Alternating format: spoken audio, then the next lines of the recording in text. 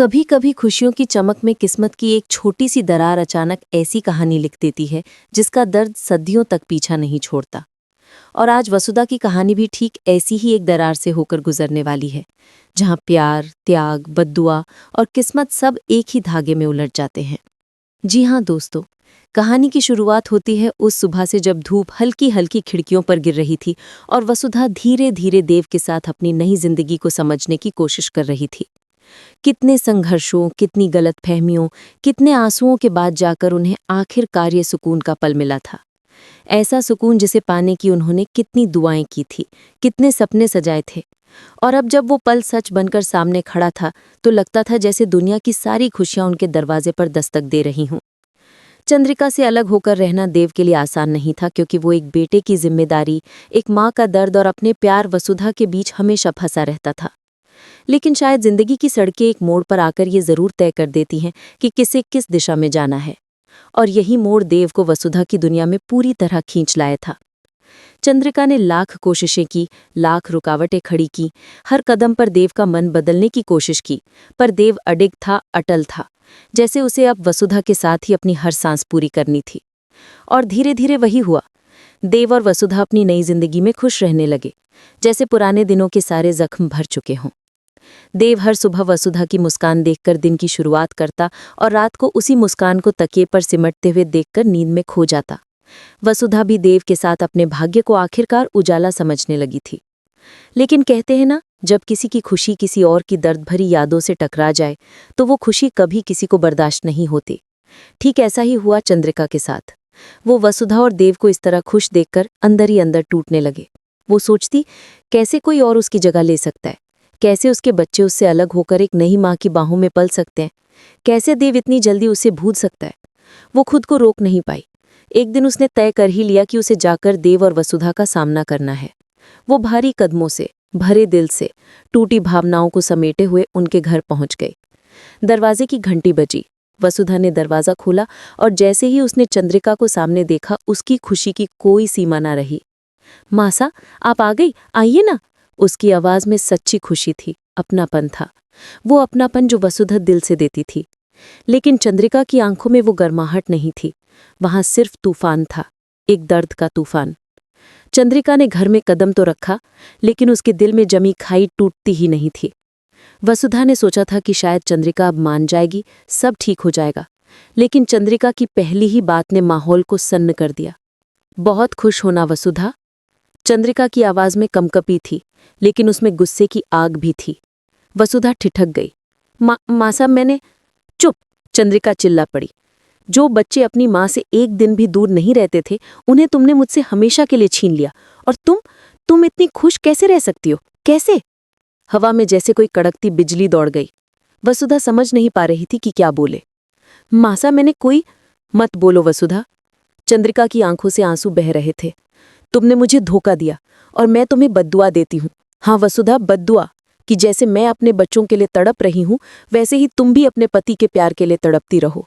जैसे तुमने मुझे अकेला किया है, तुम्हें भी जिंदगी भर अकेलापन काटना पड़े। यह आवाज बद्दुआ से ज्यादा एक टूटी माँ की चीख थी।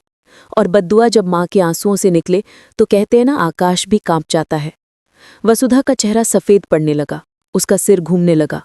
चंद्रिका बोलती गई, ये श्राप है, एक माँ के टूटे दिल का श्राप जो कभी खाली नहीं जाता। और तभी अचानक वसुधा लड़खड़ाई, उसकी आंखें धुंधली पड़ गई और वो जोर से जमीन पर गिर पड़ी। धड़ाम! एक तेज आवाज और पूरा कमरा सन्न।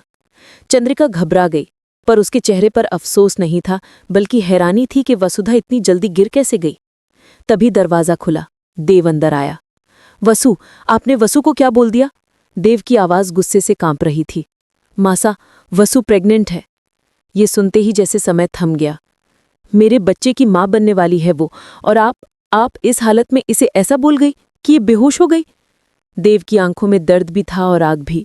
मासा, हमारे खानदान का वारिस वसु के पेट में है, और आपने उसका भी ख्याल नहीं रखा। चंद्रिका की सांसें रुक गईं। प्रेग्नेंट? उसके चेहरे पर सदमे की रेखाएं उभर आईं। इतनी बड़ी बात जिसे वो जानती तक नहीं थी। देव एक पल को भी शांत नहीं हुआ। अगर वसु और मेरे बच्चे को कुछ भी हुआ तो मैं आपको कभी माफ नहीं करूंगा मासा, कभी भी नहीं। चंद्रिका वहीं खड़ी रह गई, जैसे उसके पैरों तले जमीन खिसक गई हो। उसके दिल में सवाल उभरने लगे कि क्या सच में वसुधा प्रेग्नेंट है? क्या उसने जो बद्दुआ दी वो किसी मासूम बच्चे पर भारी पड़ जाएगी? क्या उसकी नफरत ने उसके अपने ही घर की खुशियों को खतरे में डाल दिया? और दोस्तों, कहानी के इसी मोड़ पर आपसे एक छोटी सी गुजारिश। अगर आप भी सोचते हैं कि वसुधा और देव को अब अपनी जिंदगी में आगे बढ़ना चाहिए, तो अभी बताइए। आपकी राय इस कहानी को और भी रोमांचक बना देगी। कहानी यहीं खत्म नहीं होती, असली तूफान तो अभी बाकी है। देव की आवाज़ कमरे में गूंजती रही और वसुधा उसकी गोद में बेहोश पड़ी थी। उसकी पलकों में हल्की सी कंकमी थी, लेकिन चेहरा बर्फ जैसा ठंडा, जैसे किसी ने उसके सारे सपनों पर एक पल में परछाई डाल दी हो। देव बार बार उसका नाम पुकार रहा था, वसु, वसु प्लीज आंखें खोलो, लेकिन वसुधा की सांसें ही बस एक हल्की सी सरसराहट की तरह टिक रही थी। चंद्रिका एक कदम आगे बढ़ी, पर देव ने हाथ उठाकर उसे रोक दिया।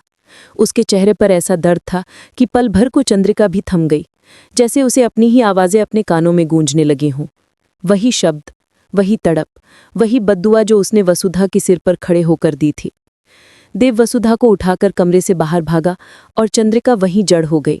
उसका दिल धड़क नहीं रहा था, बल्कि गिरता जा रहा था, जैसे किसी गहरे कुएं में धीरे धीरे उतरता हुआ अंधेरा। उसने खुद को दीवार के सहारे संभाला और बेबस सी आंखों से उस दिशा को देखती रही जहां देव और वसुधा गायब हो चुके थे। उसी पल उसके मन में एक अजीब सी झंझनाहट उठी। क्या उसने सच में ऐसा कर दिया? क्या उसने अपने ही बेटे की खुशियों को आग लगा दी? और अगर वसुधा के पेट में सच में उसका वंश पल रहा है, तो क्या उसने अपनी बद्दुआ उस मासूम को भी दे दी? ये सोचकर उसके कदम लड़खड़ाने लगे।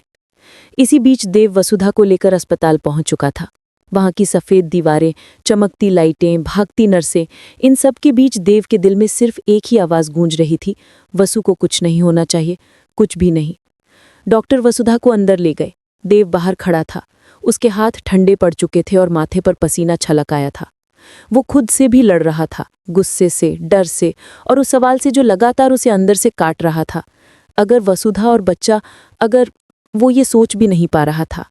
अचानक अस्पताल के गलियारे में धीमी धीमी चाल से आती एक शख्सियत दिखाई दी। वो चंद्रिका थी। उसके कदम भारी थे, उसकी आंखें लाल थी, लेकिन अब उसमें गुस्सा नहीं था, बस अपराध बोध था। ऐसा अपराध बोध जो इंसान को भीतर से खोखला कर देता है। देव ने उसे आते देखा, लेकिन वो कुछ कह नहीं पाया। उसकी सारी भावनाएं गले में अटक गई।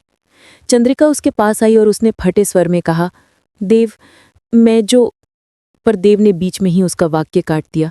मासा, अभी कुछ मत बोलिए। जो बोलना था वो वसु को बोल चुकी हैं आप। अब मेरी विनती है, बस यहाँ शांत बैठिए। वसु की हालत पहले ही खराब है और मुझे नहीं पता ये सब उसके मन पर क्या असर करेगा। चंद्रिका के चेहरे पर एक ऐसी चुप्पी फैल गई जो किसी बड़े तूफान के बाद के सन्नाटे जैसी थी। वो बगल की कुर्सी पर बैठ गई। उसके हाथ कांप रहे थे। उसके मन में याद आ रहे थे वो सारे पल जब उसके बच्चे उसकी गोद में खेलते थे, जब देव उसके कंधे पर सिर रखकर अपनी बातें कहता था, जब घर हंसी से भरा रहता था। और अब उसकी अपनी की गई बातों ने ही उस घर का सुकून छीन लिया था। तभी डॉक्टर बाहर आए। देव उनकी ओर भागा। डॉक्टर, वसु वो ठीक है ना? डॉक्टर ने लंबी सांस ली। वो अभी खतरे से बाहर है, लेकिन आपको ध्यान रखना होगा। वो प्रेग्नेंट है और इस समय उसे किसी भी तरह का तनाव बिल्कुल नहीं होना चाहिए। देव ने आंखें बंद कर लीं, जैसे किसी ने उसके दिल पर रखा बड़ा बोझ थोड़ा सा कम कर दिया हो। और बच्चा? ये सवाल देव ने हल्की आवाज में पूछा, लेकिन उसके दिल की धड़कनें इतनी तेज थीं कि लगता था कोई दूर से भी सुन लेगा। डॉक्टर ने धीरे से कहा, फिलहाल बच्चा सुरक्षित है, लेकिन... ये लेकिन देव को अंदर तक हिला गया। लेकिन क्या डॉक्टर? अगर इस तरह का सदमा दोबारा उसे लगा या किसी भी तरह का तनाव बढ़ा, तो ये प्रेगनेंसी खतरे में पड़ सकती है। चंद्रिका की सांस अटक गई। उसके कानों में ये बात हथौड़े की तरह लगी। मैं अंदर देख सकती हूँ? उसने डॉक्टर से धीरे से पूछा। डॉक्टर कुछ पल रुके, फिर सिर हिलाकर बोले, देख सकती हैं, लेकिन ध्यान रखें, कोई तनाव नहीं, कोई ऊंची आवाज नहीं, कोई तकरार नहीं। देव चुपचाप अस्पताल के कमरे में गया। वसुधा बेहोशी में थी, लेकिन उसका चेहरा पीला था। मशीनें धीमी आवाज में बीप कर रही थी। देव ने उसका हाथ पकड़ लिया। वसु, तुम जानती हो ना, मैं तुम्हें कुछ नहीं होने दूंगा। तुम और हमारा बच्चा मेरा सब कुछ हो। उसकी आंखों में आंसू आ गए। धीरे से चंद्रिका भी कमरे में दाखिल हुई। उसकी चाल में अब वो गर्व नहीं था, वो अकड़ नहीं थी जो वो हमेशा लिए घूमती थी। आज उसकी चाल में सिर्फ पछतावा था। वो दरवाजे पर ही रुक गई। जैसे उसे कमरे में आने का हक ही ना हो। देव ने उसकी ओर देखा लेकिन कुछ न कहा। चंद्रिका वसुधा के पास धीरे से आई। उसके होंठ कांप रहे थे लेकिन शब्द वहीं टूट गए, जैसे उसकी आवाज अपनी ही कही बद्दुआ से डर गई हो। वसुधा अभी भी बेहोशी में थी लेकिन उसका चेहरा पीला था। उसके हाथ में उसकी आंखों पर देव ने हाथ फेरा। धीरे से चंद्रिका ने उसका हाथ पकड़ने के लिए हाथ बढ़ाया, फिर झिझक कर वापस खींच लिया, जैसे वो डर रही हो कि कहीं उसका स्पर्श भी वसुधा को नुकसान ना पहुंचा दे। एक माँ जो बद्दुआ देकर आई थी अब उसी बद्दुआ से घबरा रही थी। ये विडंबना कमरे की हवा में भी महसूस हो रही थी। अचानक डॉक्टर की आवाज आई, रोगी को आराम की जरूरत है, आप लोग थोड़ा बाहर चले। देव और चंद्रिका बाहर आ गए। बाहर आकर देव दूर खिड़की की ओर जाकर खड़ा हो गया और कुछ देर बाद चंद्रिका धीरे धीरे बोली, देव, जो मैंने कहा वो गुस्से में था, दर्द में था, लेकिन देव ने कठोर आवाज में। वसुधा की आंखों में जैसे ही हल्की सी रोशनी लौटी, कमरे का माहौल बदलने लगा। देव ने उसका हाथ मजबूती से पकड़ रखा था और उसकी पकड़ में वही बेपनाह प्यार था जिसने वसुधा को बार बार टूट कर भी संभाला है। वही पकड़ जो कह रही थी, अब कुछ नहीं होगा, मैं हूं ना। लेकिन ठीक उसी समय वसुधा की कमजोर नजरें धीरे धीरे चंद्रिका की ओर उठीं। उस नजर में आरोप नहीं था, उस नजर में डर भी नहीं था, बस एक अजीब सी थकान थी, जैसे वो पूछना चाह रही हो, मासा, मैंने आपका क्या बिगाड़ा था। चंद्रिका कुछ पल तक वसुधा की आंखों में देखने की हिम्मत न जुटा पाई। उसके गले से आवाज ही नहीं निकल रही थी। उसकी उंगलियां कांप रही थीं और उसका हृदय उसके सीने में जैसे भारी पत्थर की तरह धंसता जा रहा था। देव वसुधा की नब्ज महसूस कर रहा था कि वो सामान्य हो रही है। उसने धीरे से कहा, वसु, मासा तुमसे कुछ कहना चाहती हैं। लेकिन चंद्रिका की सांसें अटक गईं। वो जानती थी कि जो घाव उसने वसुधा को दिया था वो तुरंत नहीं भर सकता। फिर भी वो एक कदम आगे बढ़ी और टूटी हुई आवाज में बोली, वसुधा, मुझे माफ कर दो। ये वाक्य निकलते ही जैसे कमरे में लटकता भारी बोझ थोड़ा सा हिल गया। चंद्रिका की आंखों से लगातार आंसू बह रहे थे। उसने फिर कहा, जो मैंने कहा वो दर्द से कहा, गुस्से में कहा, पर मैं भूल गई थी कि उस गुस्से की मार एक मासूम पर पड़ेगी, तुम्हारे बच्चे पर, मेरे वंश पर। वसुधा ने इसे सुनते ही धीरे से अपनी आंखें बंद कर लीं, जैसे वो सारी बातें अपने अंदर समेट रही हो, जैसे वो सोच रही हो कि क्या ये दुख, ये बद्दुआ, ये टूटन इतनी आसानी से खत्म हो सकती है। देव उसकी तरफ झुककर बोला, अगर तुम थक गई हो तो बोलना मत, बस आराम करो। लेकिन वसुधा ने सिर हिलाया। उसके गले से बहुत धीमी आवाज निकली, मासा ने मुझे बहुत चोट पहुंचाई है, लेकिन मैं और बच्चा, हम इस तनाव में नहीं रह सकते। चंद्रिका का सिर झुक गया। देव की आंखों में गुस्सा फिर से चमका, लेकिन उसने खुद को संभाला क्योंकि वो जानता था इस समय वसुधा की नाजुक हालत में कोई भी छोटी सी भावनात्मक उथल पुथल उसे फिर से बेहोश कर सकती है। देव ने डॉक्टर द्वारा कही बात याद की, तनाव प्रेगनेंसी के लिए जहर होता है, और वो जानता था कि वसुधा पर किसी भी तरह की कड़वाहट का असर सीधे बच्चे पर पड़ेगा। इसलिए उसने खुद को शांत किया और बोला, वसु, तुम्हें जो भी ठीक लगे वही होगा, मैं तुम्हारे साथ हूं। वसुधा ने धीरे से चंद्रिका की ओर देखा। ये नज़र किसी फैसले जैसी थी, किसी नाजुक संतुलन जैसी, किसी ऐसी डोर जैसी जो बहुत खिंच चुकी हो लेकिन फिर भी टूटने से खुद को रोक रही हो। और फिर उसने कांपते होठों से कहा, मासा, मैं आपको माफ करती हूं। ये 4 शब्द कमरे में गूंज गए। चंद्रिका के घुटनों में जैसे अचानक जान ही नहीं रही। वो वहीं बैठ गई और रो पड़ी। उसके रोने की आवाज में राहत भी थी, पछतावा भी था और एक माँ का खोया हुआ स्नेह भी था। देव ने राहत की सांस ली, लेकिन वो जानता था कि केवल माफी देने से दर्द खत्म नहीं होता, रिश्तों को जोड़ना पड़ता है, समय देना पड़ता है। कुछ देर बाद डॉक्टर दोबारा कमरे में आए। उन्होंने वसुधा की रिपोर्ट देखी और कहा, अभी ने कुछ दिनों का पूर्ण आराम चाहिए। किसी भी तरह का तनाव नहीं, किसी भी तरह के विवाद नहीं। बच्चा भी शुरुआती महीनों में है, इसलिए देखभाल बेहद जरूरी है। देव ने सिर हिलाया, मैं ध्यान रखूंगा डॉक्टर, मैं वसु को किसी भी दर्द से दूर रखूंगा। लेकिन डॉक्टर ने आगे कहा, और आपको भी सावधान रहना होगा। परिवार में जब भी मतभेद हों, गर्भवती महिला पर असर सबसे ज्यादा पड़ता है। ये सुनकर देव ने सीधे चंद्रिका की तरफ देखा। चंद्रिका ने नजरें झुका लीं। डॉक्टर के जाने के बाद कमरे में सन्नाटा था। कुछ देर बाद देव ने कहा, मासा, अब हमें आगे के लिए सोचना होगा। सिर्फ माफी काफी नहीं है, अब हमें मिलकर वसु और बच्चे का ध्यान रखना होगा। चंद्रिका ने धीरे से कहा, मैं रहूं, अगर मेरी वजह से फिर कुछ। देव ने उसे रोका, मासा, गलती आपकी थी, लेकिन सुधार का मौका भी आपका ही है। वसुधा ने आपको माफ किया है, अब आपको खुद को भी बदलना होगा। ये सुनकर चंद्रिका ने गहरी सांस ली और बोली, मैं कोशिश करूंगी। नहीं, मैं वादा करती हूँ, अब मेरी वजह से वसु को कोई दर्द नहीं होगा। तभी वसुधा ने धीमी आवाज में कहा, बस इतना काफी है मासा। मैं चाहती हूं कि ये बच्चा एक प्यार भरे माहौल में पले, नफरत में नहीं। और ये सुनते ही चंद्रिका के चेहरे पर मातृत्व की एक हल्की चमक उभरी, जैसे उसे पहली बार एहसास हुआ कि उसके वंश की डोर अब वसुधा से होकर गुजरती है, और अगर वो वसुधा को दर्द देगी तो ये डोर टूट सकती है। अगले कुछ दिनों में वसुधा धीरे धीरे ठीक होने लगी। देव हर पल उसकी देखभाल करता रहा, दवा, खाना, आराम, हर बात का ध्यान रखता। एक एक पल वो वसुधा के पास ही रहा कि उसकी सांसें आसान हों, उसकी धड़कनें स्थिर रहें, उसका मन शांत रहे। देव यही चाहता था।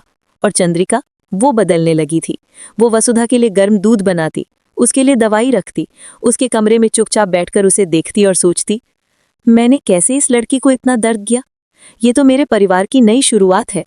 कभी कभी वो दरवाजे के पीछे खड़ी होकर देव और वसुधा की बातें सुनती और उसकी आंखें भर आती। वो मन ही मन भगवान से दुआ करती, हे भगवान, इस बच्चे को सुरक्षित रखना, मैं इसके लिए अपनी सारी गलतियां सुधार दूंगी। और दोस्तों, यही वो मोड़ था जहां कहानी ने एक नई रफ्तार पकड़नी शुरू की। अब दर्द की जगह उम्मीद थी, नफरत की जगह अपनापन और टूटन की जगह जुड़ाव। लेकिन रिश्ते इतने सरल नहीं होते, और ताने बाने में कभी कभी पुराने जख्म फिर से सिर उठा लेते हैं। ठीक उसी तरह से जैसे एक शाम जब वसुधा खाना खा रही थी और अचानक उसे जोर से उल्टी आने लगी। देव घबरा गया। वसु, क्या हुआ? चंद्रिका भागती हुई आई, मैं पानी लाती हूँ। लेकिन वसुधा के माथे पर पसीना आ गया था, उसका चेहरा सफेद पड़ गया था। देव ने तुरंत उसे संभाला और बैठाया। वसुधा ने धीमी आवाज में कहा, देव, मेरे पेट में हल्का दर्द हो रहा है। देव का दिल बैठ गया, अभी डॉक्टर को बुलाता हूँ। लेकिन तभी दर्द बढ़ गया। वसुधा कराह उठी। चंद्रिका का दिल डर से कांप गया। हे भगवान, मैंने कहीं। लेकिन देव ने कड़कते स्वर में कहा, अभी भगवान को मत पुकारिए मासा, पहले डॉक्टर को बुलाइए। डॉक्टर बुलाया गया, जांच हुई और फिर डॉक्टर ने गहरी सांस लेते हुए कहा, घबराइए मत, ऐसा कभी कभी होता है। बच्चा सुरक्षित है, लेकिन वसु को और आराम चाहिए। कोई भी तनाव अब उसके और बच्चे दोनों के लिए खतरनाक है। ये सुनकर तीनों ने राहत की सांस ली। लेकिन इस घटना ने यह साफ कर दिया था कि बच्चा कितना नाजुक है और वसुधा की हालत कितनी संवेदनशील। देव ने वसुधा को अपने पास लेटाते हुए कहा, मैं तुम्हें कुछ नहीं होने दूंगा, तुम बस खुश रहो। चंद्रिका खड़ी रही, उसकी आंखों में वही पछतावा, वही डर, वही मातृत्व का भाव। और अचानक उसने वसुधा के पैरों के पास जाकर हाथ जोड़ दिए। वसुधा, मैं फिर कभी तुम्हें दर्द नहीं दूंगी, तुम बस सुरक्षित रहो, तुम्हारा बच्चा सुरक्षित रहे, यही मेरी प्रार्थना है। वसुधा की आंखें भर आईं, लेकिन उसने चंद्रिका को उठाया और कहा, मासा, बच्चा सिर्फ मेरा नहीं, आपका भी है। हम सब मिलकर इसे सुरक्षित रखेंगे। ये सुनकर चंद्रिका टूटकर रो पड़ी, और शायद पहली बार उसके आंसुओं में नफरत नहीं बल्कि प्रेम था। कहानी का ये मोड़ रिश्तों की सबसे खूबसूरत सच्चाई दिखाता है। जब एक नया जीवन आने वाला होता है तो पुराने जख्म खुद पीछे हट जाते हैं और परिवार की डोर नई मजबूती से बंध जाती है। और दोस्तों, अगर आपको भी लगता है कि इस परिवार को अब सिर्फ खुशियां ही मिलनी चाहिए तो कमेंट में खुशियां लिखकर ज़रूर बताएं। और अगर आपको ये कहानी पसंद आई हो तो आगे भी ऐसी कहानियां लाने के लिए ज़रूर संकेत दें। आखिरकार कहानी वही आगे बढ़ती है जिसे सुनने वाले दिल से अपनाते हैं। धन्यवाद।